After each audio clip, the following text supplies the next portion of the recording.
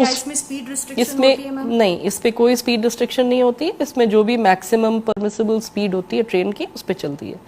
तो जैसे उस दिन कोरोमंडल एक्सप्रेस इस तरफ से आ रही थी कलकत्ता की तरफ से, और यशवंतपुर एक्सप्रेस चेन्नई की तरफ से आ रही थी। दोनों अलग अलग डायरेक्शन के लिए नामित लाइंस हैं। इस डायरेक्शन की गाड़ी इस मेन लाइन पे चल सकती है और इस डायरेक्शन की गाड़ी इस मेन लाइन पे चल सकती है। ऐसा नहीं हो सकता है कि यहाँ की गाड़ी इधर चली जाए या इधर की गाड़ी इधर चली जाए। अगर आप देखेंगे इसका कनेक्शन भी नहीं है। ऐसा क्यों नहीं हो सकता वैसे? सेफ्टी के लिए, ये सेफ्टी इंश्योर करने के लिए कि दोनों अलग डायरेक्शन की गाड़ियां अलग अलग रहे, उनका स्ट्रीम ऑफ ट्रैफिक अलग रहे। जैसे आप हाईवे पे देखते हैं कि बीच में डिवाइडर है, एक डायरेक्शन की गाड़ी एक तरफ जा रही है, दूसरी डायरेक्शन की गाड़ी दूसरी तरफ जा रही है। वैसे ही ट्रेन के ऑपरेशन के लिए, सेफ्टी के लिए दोनों डायरेक्शन सेपरेटेड होते हैं, एकदम कंप्लीटली सेपरेटेड। अब ये लूप लाइन क्या होती है? लूप लाइन एक एडिशनल लाइन दी जाती है। जैसे कि अगर हमारे पास एक से ज्यादा गाड़ियां हैं या किसी गाड़ी को हमें रोक के दूसरी गाड़ी को आगे निकाल देना है, जिसको हम लोग प्रेसिडेंस कहते हैं। जैसे उस दिन एक मालगाड़ी आई थी, वो मालगाड़ी को हम लोगों ने लूप लाइन में रोक लिया, जिससे कि कोरोमंडल एक्सप्रेस, जो कि एक सुपरफास्ट मेल एक्सप्रेस ट्रेन है, वो और उसको इस स्टेशन पे रुकना भी नहीं था, वो अपना सीधा मेन लाइन से निकल जाए। इसलिए हमने ये गाड़ी पहले से आई हुई थी, तो इसको यहाँ पे रोक के प्लान करके इसको यहाँ पे रोका और कोरोमंडल के लिए पाथ बनाया सीधा जाने के लिए। सिमिलरली इस डायरेक्शन में भी एक मालगाड़ी थी जिसको यहाँ लूप लाइन में रोक लिया गया और यशवंतपुर एक्सप्रेस को सीधा जाने के लिए उसके लिए मेन लाइन क्लियर करके रखी। कह रही है कि दोनों जो लूप है ऊपर नीचे की, दोनों लूप पे एक मेल मालगाड़ी और दूसरी मेल मालगाड़ी रखी हुई। जी जी, फिर क्या हुआ? उसके बाद किसी भी गाड़ी को जाने के लिए सिग्नल आवश्यक है और ड्राइवर जो है उसके पास गाड़ी चलाने के लिए सिग्नल ही एक इंडिकेशन है कि उसको फुल स्पीड पे जाना है या अपनी स्पीड कंट्रोल करनी है या रुक जाना है। अगर सिग्नल ग्रीन है इसका मतलब है वो फुल स्पीड पे जा सकता है, येलो है तो उसका मतलब है उसको अपनी स्पीड घटानी है, क्योंकि अगला signal most likely stop signal है, तो उसको रुकना है, अगले सिग्नल पे रुकना है। तो उसको पहले से वार्निंग मिलती है कि आप येलो, जैसे ट्रैफिक लाइट है, येलो का मतलब है कि आप गो कॉशियसली। बट ट्रैफिक लाइट जब होती है तो उसमें एक ही ट्रैफिक लाइट होती है, आपको वहीं रुकना होता है। तो रेलवे स्टेशन से पहले भी कुछ ट्रैफिक सिग्नल्स दिखाई देते हैं। बिल्कुल। क्या इस सिचुएशन में भी आप पॉइंट बता सकती हैं हाँ, कि कहाँ ट्रैफिक सिग्नल्स लगे हुए थे या फिर कहाँ कौन से ट्रैफिक सिग्नल पर ट्रेन को सिग्नल मिला है? यहाँ पे एक होम सिग्नल होता है, ठीक है, जो कि किसी भी स्टेशन को एंटर करने से पहले उसमें एक होम सिग्नल होता है और उसके बारे में बताने के लिए, हाई स्पीड ट्रेन्स है तो इसके लिए पहले एक होता है जिसको हम लोग डिस्टेंट सिग्नल कहते हैं। ये एक वार्निंग सिग्नल होता है जो कि बताता है कि आपको आगे जाने के लिए रास्ता क्लियर है, आप अपनी स्पीड फुल स्पीड पे चले जाइए या आप अपनी स्पीड घटाइए। यहाँ से ही ड्राइवर को वार्निंग मिल जाती है कि आप जो है अगले सिग्नल का क्या एस्पेक्ट है, वो ग्रीन है कि येलो है कि रेड है। अगर यहाँ पे क्लियरली ग्रीन नहीं है तो यहाँ पे उसको येलो मिलेगा, जिसका मतलब है please proceed cautiously, the next signal is not allowing you to go at full speed. ठीक है, इस पर्टिकुलर केस में अगर हम आते हैं, चूंकि ये लाइन पूरी क्लियर थी, ये दोनों सिग्नल ग्रीन थे, जिससे कि ड्राइवर को ये पता था कि वो अपनी स्पीड नहीं घटाए और वो फुल स्पीड पे जा सकता है क्योंकि उसकी आगे की लाइन एकदम क्लियर है। ये सिग्नलिंग एस्पेक्ट था।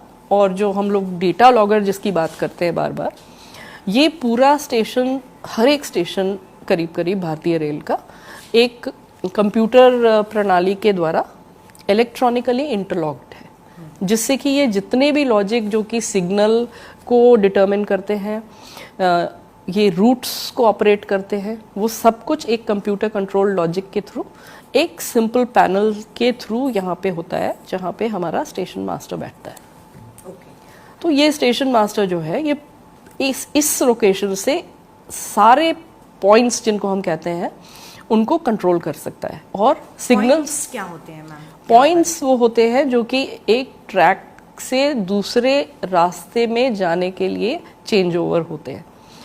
अगर ये पॉइंट जिसको हम देख रहे हैं, ये एक पॉइंट है, उसका एक एंड ये है और एक एंड ये है, ये रूट को यहाँ से यहाँ जोड़ रहा है, इसको पॉइंट कहते हैं, ये भी एक पॉइंट है, ये पॉइंट है, ये पॉइंट है। So these are all points जो कि बेसिकली आपके रूट को इधर से इधर जोड़ते हैं। ये पॉइंट की सेटिंग होती है, इसको जब ये मेन लाइन के लिए सेट होता है तो हम इसको नॉर्मल बोलते हैं, और जब ये लूप लाइन के लिए सेट होता है तो हम इसको रिवर्स बोलते हैं। सो ये मेन लाइन के लिए सेट था, नॉर्मल था, तभी ये सिग्नल ग्रीन तभी होगा जब ये नॉर्मल है, मतलब मेन लाइन के लिए सेट है, वरना सीधी जाएगी। अगर मान लीजिए वो इस लाइन के लिए सेट रहता है तो ये सिग्नल येलो हो जाता है, ताकि आप स्लो हो जाइए, क्योंकि आपको सीधा नहीं जाना है, आपको ऐसे घूम के जाना है, तो आपको अपनी स्पीड कंट्रोल करनी है। सो ये देख के, ये सिग्नल का रंग देख के ड्राइवर समझता है कि उसको कितनी स्पीड मेंटेन करनी है, कि रुक जाना है। अगर लाल है तो इसका मतलब है आप रुक जाइए। तो हम एक सवाल ये है कि इस सिग्नल और इस सिग्नल के बीच में कितना डिस्टेंस होता है, अगर आप रफली बता सकें। इसमें करीब करीब 1 किलोमीटर का डिस्टेंस होता है। वो इसलिए होता है कि किसी भी ट्रेन को, जो हाई स्पीड ट्रेन है, उसको रुकने के लिए करीब करीब 1 किलोमीटर हम लोग सेफ्टी डिस्टेंस रखते हैं, ब्रेकिंग डिस्टेंस रखते हैं। 1 किलोमीटर से कम ही रहता है मेल एक्सप्रेस के लिए, लेकिन चूंकि गुड्स ट्रेन भी चलती है इस पे, इसलिए हम इसको 1 किलोमीटर के करीब रखते हैं। और 130 किलोमीटर के लिए इससे पहले हम एक और सिग्नल लगाते हैं जिसको हम डबल डिस्टेंस बोलते हैं। तो वो भी, ये तीनों सिग्नल जो हैं, ये वो ड्राइवर को पहले से ही वार्न कर देते हैं कि आप कितनी स्पीड मेंटेन करिए, और उसको अपनी स्पीड बढ़ाने और घटाने में समय लगता है, इसलिए ये डिस्टेंस अलग अलग डिस्टेंस पे लगे रहते हैं कि आपको वार्निंग मिल जाए और वो इस हिसाब से अपनी स्पीड को रिड्यूस या मेंटेन कर ले।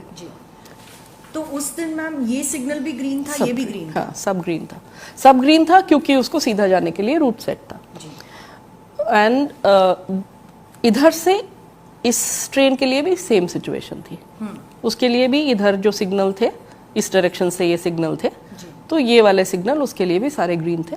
उसको आगे जाने वाले सिग्नल भी ग्रीन थे कि आपको यहाँ भी नहीं रुकना है, इस लाइन पे भी नहीं रुकना है, आपको आगे जाना है, तो ये स्टार्टर सिग्नल होता है जी, जो कि स्टेशन को छोड़ के आप आगे जाते हैं। ये भी ग्रीन थे, इसके लिए भी ग्रीन थे, क्योंकि इसको रुकना नहीं है जी, तो स्टार्टर्स भी ग्रीन थे।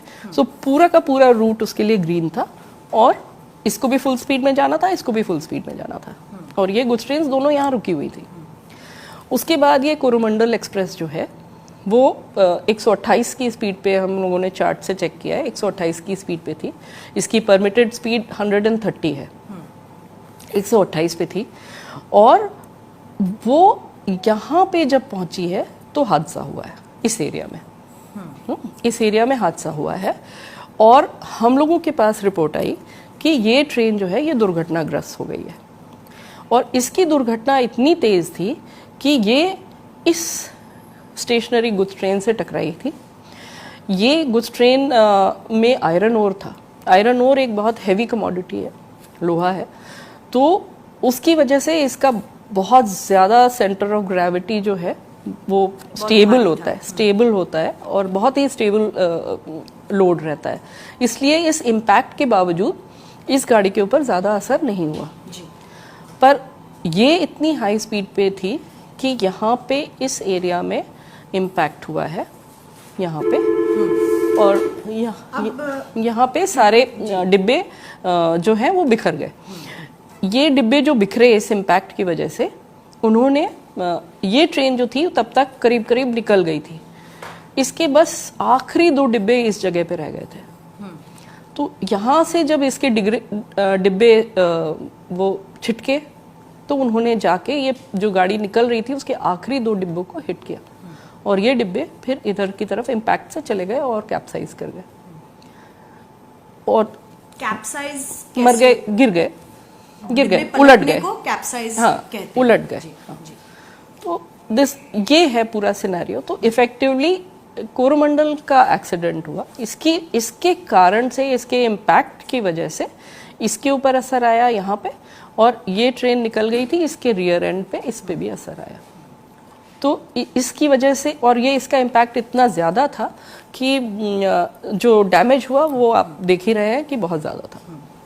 तो मैम ये आप कह रहे हैं ये जांच का विषय है, ये जांच का एरिया आप इंक्वायरी में डाल चुके हैं।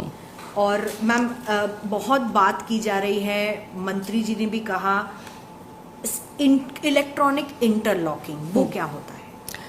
इलेक्ट्रॉनिक इंटरलॉकिंग एक सिस्टम है जो कि कंप्लीटली केबल्स और रिलेज और कंप्यूटराइज लॉजिक के बेसिस पे होता है, जो कि ये सारे सिग्नल्स और ये सारे पॉइंट्स जो कि मोटर ऑपरेटेड होते हैं, यहाँ पे पॉइंट मशीन्स लगी होती हैं जो कि मोटराइज्ड होती हैं, ये सारे की सारी चीज़ों को कंट्रोल करता है with a certain logic. Logic बना रहता है, इंटरलॉकिंग लॉजिक को कहते हैं, कि उसमें ये रूल्स इनबिल्ट होते हैं इन दी कंप्यूटर लॉजिक कि अगर मान लीजिए ये लाइन ऑक्यूपाइड है फॉर सम रीज़न, यहाँ पे कोई गाड़ी खड़ी है मान लीजिए जी। तो ये पूरा ट्रैक सर्किटेड रहता है, यहाँ पे एक सर्किट रन करता रहता है जो पिकअप करता है कि यहाँ पे कोई गाड़ी खड़ी हुई है। वो सर्किट कहाँ, मतलब पूरा all along the track there is a wire, एक वायर होता है जिसमें बिजली बहुत सिग्नल आता रहता है। लो डिग्री इलेक्ट्रिक करंट होता है, बहुत ही ज़्यादा कम वोल्टेज का इलेक्ट्रिक करंट होता है, जो जिसकी बेसिस पे ये पिकअप हो जाता है कि ये ट्रैक जो है वो ऑक्यूपाइड है कि फ्री है, और उसका इंडिकेशन जो है स्टेशन मास्टर को भी मिलता रहता है कि आपके स्टेशन पे इस लाइन पे कोई गाड़ी खड़ी हुई है। ये लॉजिक की बेसिस पे इंटरलॉकिंग भी वर्क करती है जी।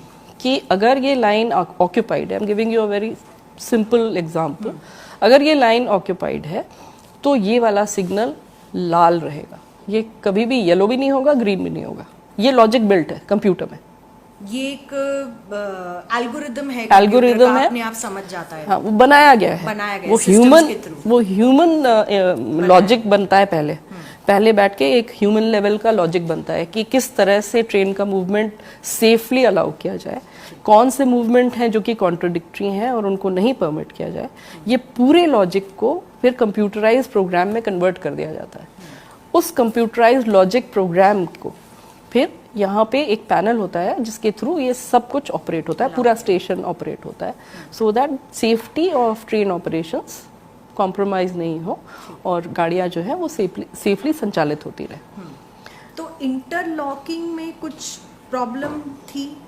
कुछ ऐसा ही इनिशियल रिपोर्ट्स में अंदाज़ा है कि इंटरलॉकिंग में अगर प्रॉब्लम थी, ये सिग्नल जो है एक बार अगर ये ग्रीन हो गया तो फिर ये वाला पॉइंट जो है ये लूप लाइन के लिए सेट नहीं हो सकता, it has to remain for the main line.